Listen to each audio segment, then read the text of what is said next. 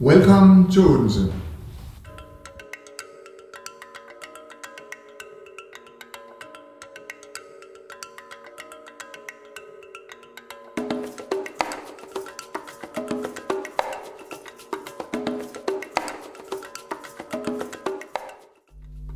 The purpose of this video is to declare our interest in hosting the NFOG Congress in 2018.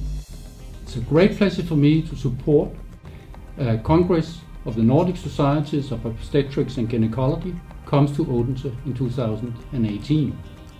Odense University Hospital has a long tradition for clinical excellence and research in gynecology and obstetrics. We also have a strong focus on international collaboration and networking. Vi stiller naturligvis byen til rådighed, byens smukke, flotte, gamle rådhus til rådighed til ære for kongressen.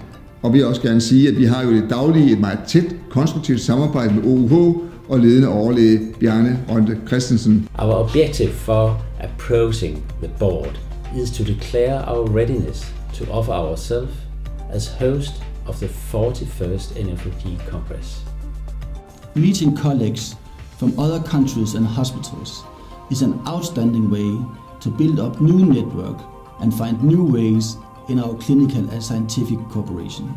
We will be able to offer a very competent organizational and scientific committee with participation from both Odense as well as the university departments in Copenhagen and in Aarhus. At the University of Southern Denmark, we will do whatever we can to support and make this Congress a great success.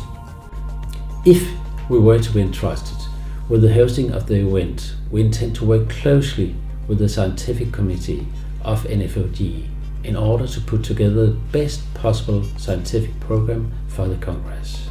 Hele byen bakker naturligvis op om at få kongressen til Odense og vil være en perfekt værtsby for afviklingen af hele arrangementet. And I guarantee that I and the hospital will do our very best to make NFGO 2018 to a success. Hope to see you in Odense in 2018.